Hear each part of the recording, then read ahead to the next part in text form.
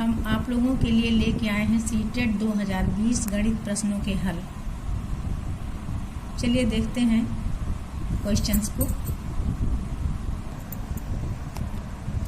विभाजन के एक प्रश्न में भाजक भागफल का 5 गुना है और शेषफल का 2 गुना है। यदि शेषफल 5 है तो संख्या क्या है?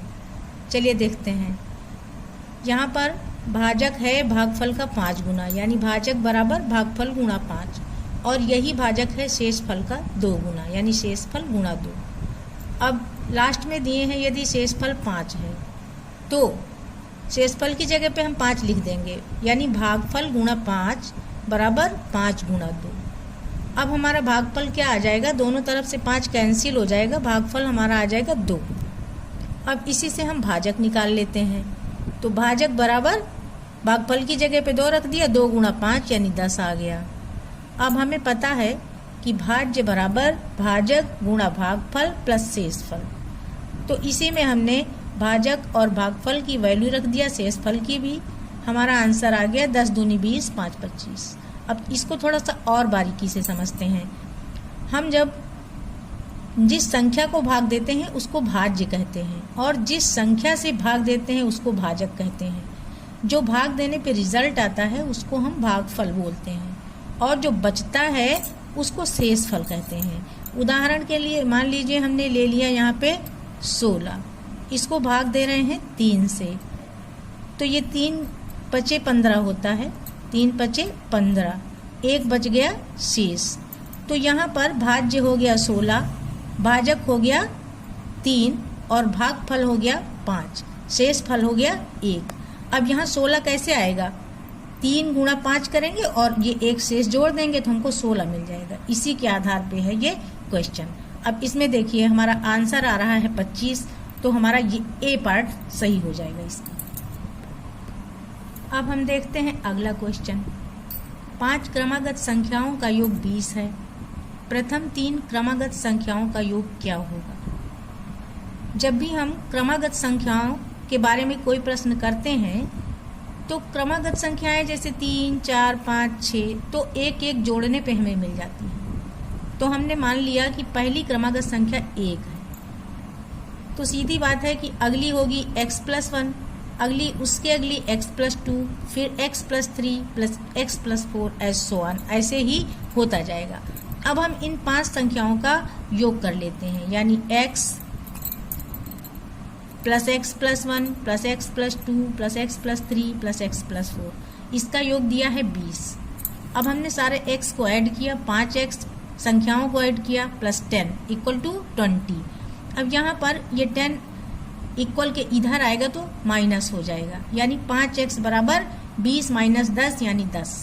x की वैल्यू क्या आएगी? 5 इधर आके भाग दे देगा, यानी 10 भाग 2 यानी 2 आ गया x की वैल्यू। अब x की वैल्यू 2 आ गई, इसका मतलब पहली संख्या हमारी 2 हो गई। 3 क्रमागत संख्याएं हमारी इसी के आगे 3 और 4 मिला के 2, 3, 4 हो गई। अब इनका जब हम सम करेंगे 2 प्लस 3 प्लस 4 तो 9 आ जाएगा, यानी हमारा पार्ट डी सही है।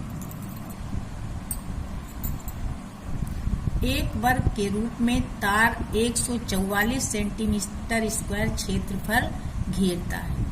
यदि इसी तार को एक आयत के रूप में मोड़ें जिसकी लंबाई 16 सेंटीमीटर है तो कितना क्षेत्रफल घेरा जाएगा?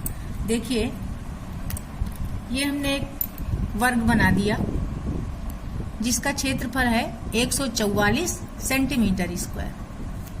अब हमें पता है कि वर्ग का क्षेत्रफल होता है भुजा का वर्ग, यानी भुजा का वर्ग दिया है 144 सेंटीमीटर स्क्वायर। तो भुजा क्या होगी? 144 का वर्गमूल। अब इसके जब हम गुणनखंड करेंगे तो 12 गुणा 12 आएगा, इसका मतलब इसका वर्गमूल होगा 12, तो एक भुजा की लंबाई हो जाएगी 12 सेंटीमीटर। अब एक भुजा 12 सेंटीमीटर है तो इसका परिमाप यानी बाहरी माप पूरी 12 प्लस 12 प्लस 12 यानी 12 गुणा 4 यानी 48 सेंटीमीटर इस वर्ग का परिमाप हो जाएगा। अब इसी तार से अगर आयत बनाया जाता है तो परिमाप तो उसका भी 48 सेंटीमीटर ही होगा। अब उसकी एक भुजा इन्होंने दे रखी है 16 सेंटीमीटर, तो दूसरी भुजा हम मान लेते हैं x। अब इसका परिमाप क्या हो जाएगा, x प्लस 16 यानी x प्लस 16 का डबल। अब ये कितना है, 48 है। तो x प्लस 16 क्या होगा, 2 इधर आके डिवाइड कर देगा, 24 हो जाएगा। अब x की वैल्यू क्या होगी, 24 माइनस 16 यानी 8 सेंटीमीटर, यानी आयत की चौड़ाई हो गई 8 सेंटीमीटर। अब हम इसका क्षेत्रफल निकालेंगे तो आ जाएगा लंबाई गुणा चौड़ाई यानी 16 गुणा 8, हमारा आ गया 128 सेंटीमीटर स्क्वायर। जो इसका क्षेत्रफल है उतने स्थान ये घेरेगा। इसका मतलब हमारा आंसर हो गया 128 सेंटीमीटर स्क्वायर।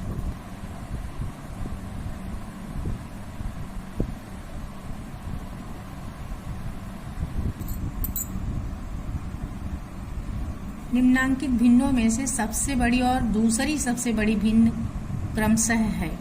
अब ये भिन्नें दी हुई हैं, हमें ये देखना है कि इसमें सबसे बड़ी कौन है और फिर उससे छोटी यानी दूसरे नंबर पे कौन सी भिन्न है। तो जब भी भिन्न का क्वेश्चन होता है तो हमें सबसे पहले इनके हरों को बराबर करना होता है। हर को बराबर करने के लिए हमें सभी हरों का लासा निकालना पड़ता है, यानी 6, 4, 2, 3, 5 का हम लासा निकालेंगे। लासा निकालने के लिए हमने क्या किया, इन संख्याओं को लिख दिया। अब हम देख रहे हैं कम से कम 2 संख्याएं जिस अंक से विभाजित होती है उसी से हम इसको विभाजित करते हैं। तो हमने यहाँ 2 लिख दिया क्योंकि 4, 2 और 6 3 संख्याएं 2 से विभाजित हैं।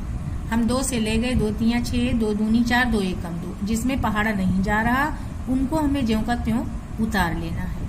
अब आगे फिर देखते हैं, 3 से 2 संख्याएं जा सकती हैं, 3 और 3। तो हमने यहाँ 3 से डिवाइड किया, 3 1 कम 3, जिसमें नहीं जा रहा पहाड़ा उसको ऐसे ही उतार लेना है।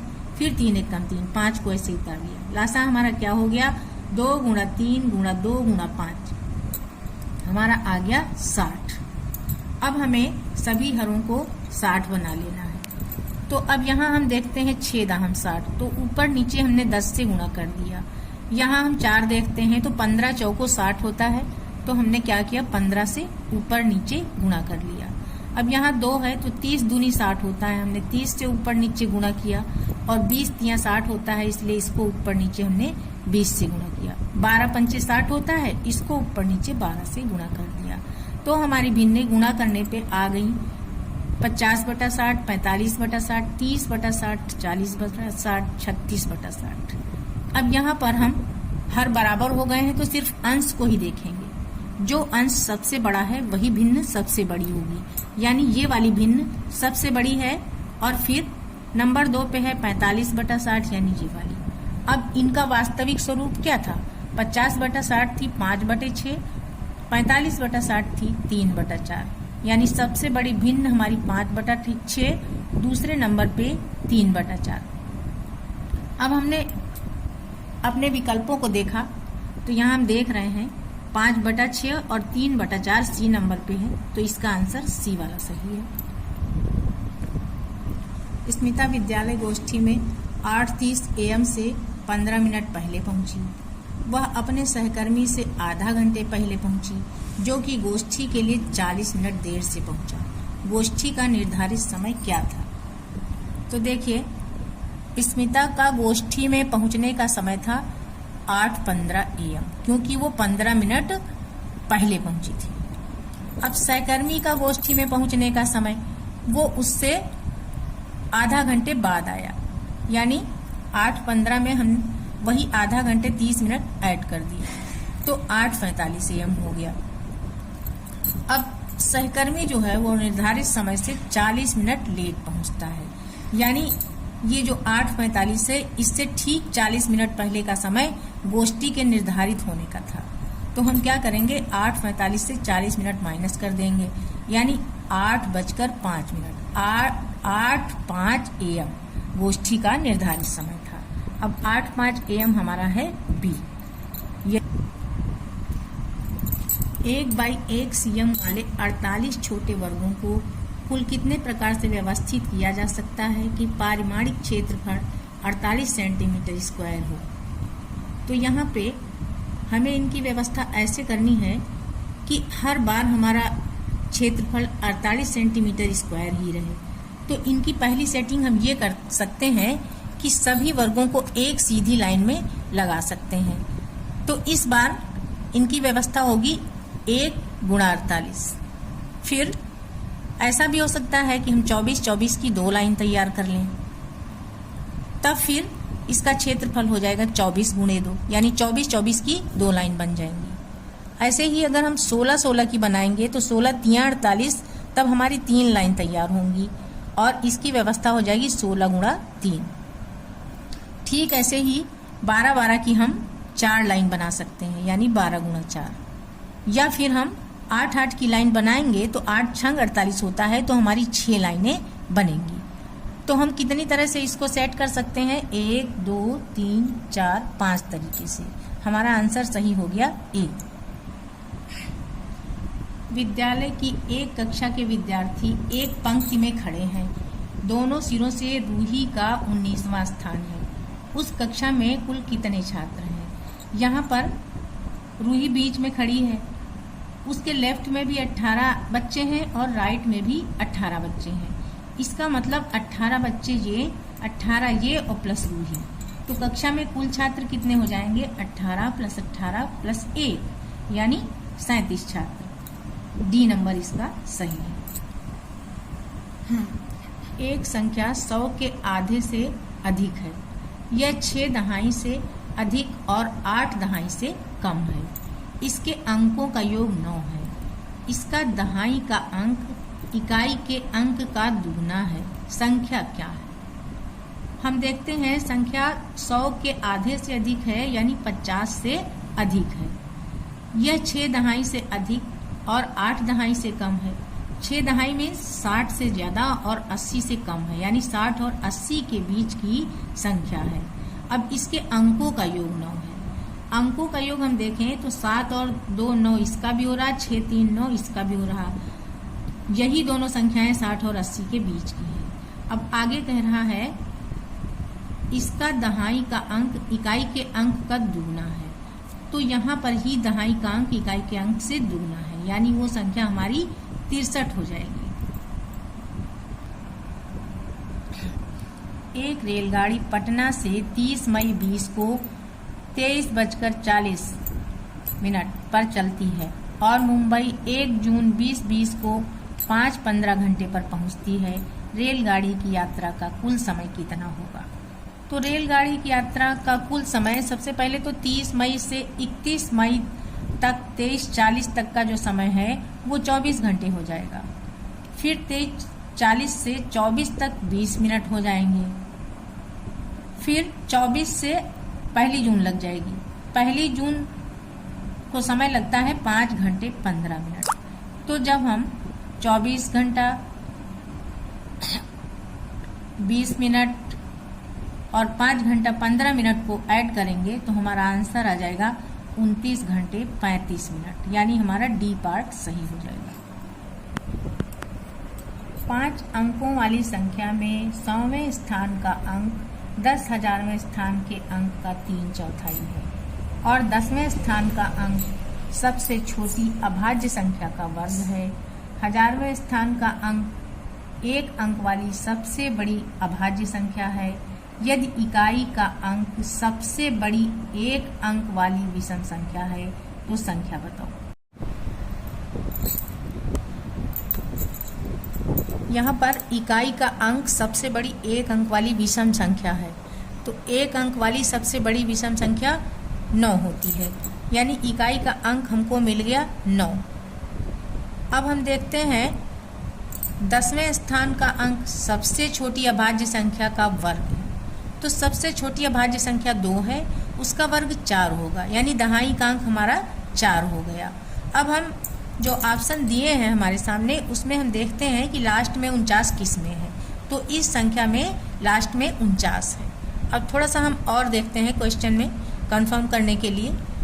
तो 1000वें स्थान का अंक 1 अंक वाली सबसे बड़ी अभाज्य संख्या है, तो 1 अंक वाली सबसे बड़ी अभाज्य संख्या होती है 7, तो है 7 यहाँ पर। फिर कह रहे हैं 100वें स्थान का अंक 10,000वें स्थान के अंक का 3/4 है, यानी 10,000वें वाला स्थान का अंक 8 है और इसका 3/4 यानी 4 दूनी 8 2 3 6। सैकड़े का अंक हमको 6 होना चाहिए, वो है, यानी इसका ऑप्शन सही है सी। 17,863 पाने के लिए 8,008, 8,088 और 8,808 के योग में से क्या घटाना होगा। तो हम मान लेते हैं कि हमको इन तीनों संख्याओं के योग से x घटाना है, यानी जब हम इन तीनों संख्याओं का सम कर लेंगे और उसमें से x घटा देंगे तो हमको ये वाली संख्या मिल जाएगी, यानी 17,863 बराबर हो जाएगा इन तीनों संख्याओं का सम माइनस x। जब हम इन तीनों का सम करते हैं तो हमारा आ जा रहा है 24,904 माइनस x। अब x यहाँ माइनस में है, इसको इक्वल के लेफ्ट में लाएंगे तो प्लस में हो जाएगा, और ये 17,863 को हम यहाँ से उठाकर यहाँ ले जाएंगे तो ये माइनस में हो जाएगा। अब हमने इन दोनों संख्याओं का माइनस कर लिया तो हमारा आंसर आ गया 7,041। 7,041 यानी हमारा ए पार्ट इसका सही है। 16 लीटर धारिता वाली एक बाल्टी पूर्ण रूप से पानी से भरी है। इस पानी को एक मग द्वारा 50 बार में पूर्णतया भरकर छोटे छोटे बर्तनों में स्थानांतरित किया जाना है। मग की धारिता क्या है? सबसे पहले तो हम बाल्टी की धारिता को देखेंगे। बाल्टी की धारिता है 16 लीटर। अब इसको हमें मिलीलीटर में बदल लेना होगा क्योंकि हमारा आंसर जो है वो मिलीलीटर में ही है। तो 1 लीटर में 1000 मिलीलीटर होते हैं, तो 16 लीटर में 16,000 मिलीलीटर। अब इसको मग से निकाला जाता है तो 50 बार में पूरी बाल्टी खाली होती है, यानी टोटल बाल्टी में 50 मग पानी है। तो 50 मग पानी है 16,000 ml, तो एक मग पानी होगा 16,000 बटा 50। हमने डिवाइड किया तो आ गया 320 ml। अब इसमें हमारा 320 ml बी पार्ट सही है। Thank you. आज के लिए इतना ही। अगर आपको ये पसंद आया हो तो हमें ज़रूर बताएं ताकि हम आगे की 20 सीरीज़ को फॉलो कर सकें।